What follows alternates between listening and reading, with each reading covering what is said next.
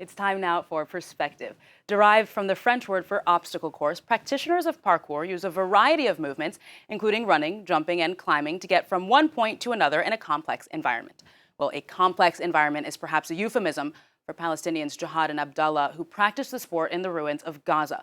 Well, Italian filmmaker Emanuele Gerosa's 2020 documentary, One More Jump, explores their story.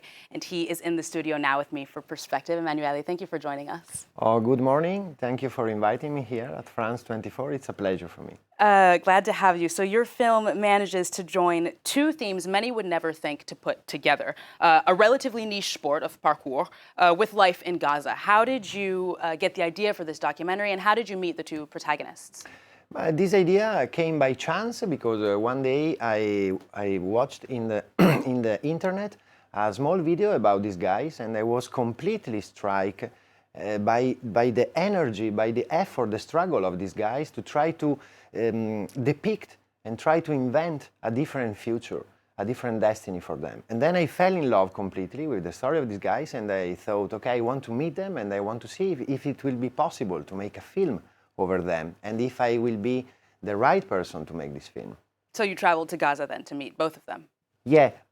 one of the main characters is already achieved to escape from Gaza, and he was living in Italy. And that for me was some kind of a sign that the fact that I live in Italy as well, for me it was a push to try to go and meet him.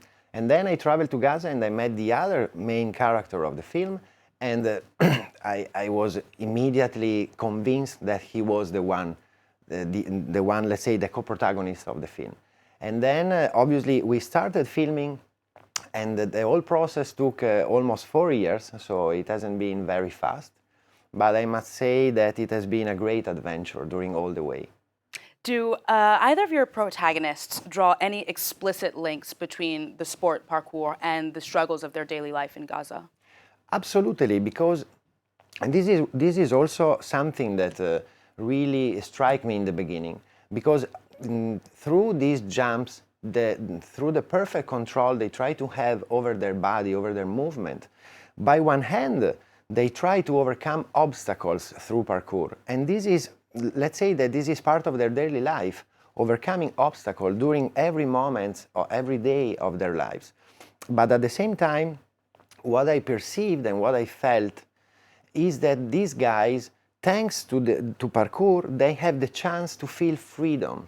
For instance, for really short moments in which they jump and they do their evolutions, but in that moment they can finally feel free.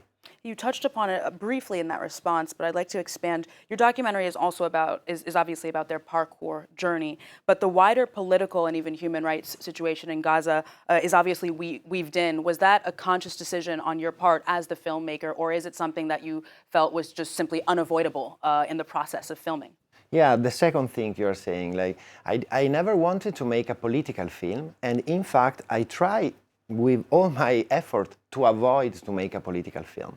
But during all the film, like the political and social situation pops up in any scene, in any moment, because I think that life in general, our life in general, is political, is based on the political issues. But in a place so difficult, so with such a strong and deep conflict as Gaza, the political situation is present in the skin, in the air of every people living in the Gaza Strip.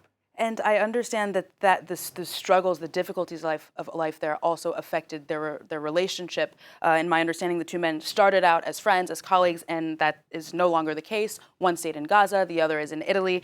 Can you tell us more about that? Yeah, the story of the film tells several, let's say, the film has several storylines. One of these storylines is also about friendship, the brotherhood about the two main characters of the film. And this brotherhood, this friendship has been broken by the decision they have taken during their lives, because one of them achieved to escape Gaza, and so he left the rest of the group and his brother, let's say, in Gaza, and the other one decided to stay or had to stay and couldn't leave. But then the one and the other as well, they dream about one dreams of leaving Gaza and following his destiny, and the other one is missing his culture, friendship, and roots.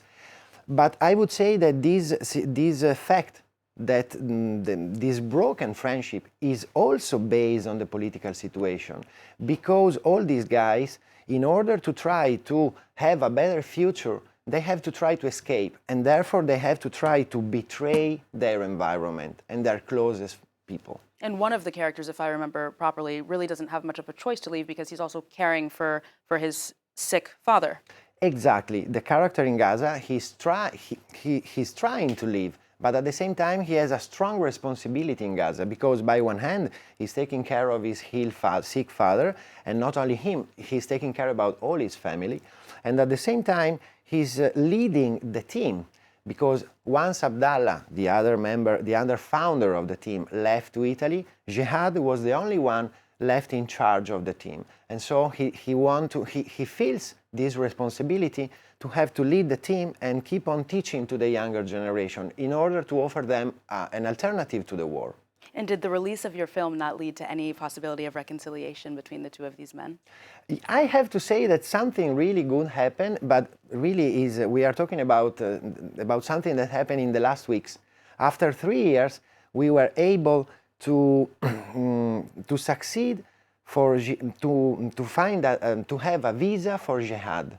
So he came to Italy to present the film in a festival in Italy. And after this festival, he went to meet Abdallah, that now is living in the north of Italy. And so they met again. And I would say that now they reconciliate, because, you know, once I finished the film, I showed the film to Jehad and I showed the film to Abdallah. And I think that watching the film, both of them, they understood the reasons that drove the other one to take the parkour he has taken. And therefore, I think that now they are friends, maybe not as before, but they totally understood what happened inside the other person. It's really quite beautiful to imagine that seeing the reflection of their own lives from your perspective gave them new insight into their own lives. And I think that is a perfect place to conclude. Emanuele, thank you so much for coming on the show today. A reminder to our viewers, his film, One More Jump, explores the relationship between these two Palestinian men and their journey with parkour. Well, that ends this edition. Do stay tuned for more news and analysis coming up on France 24.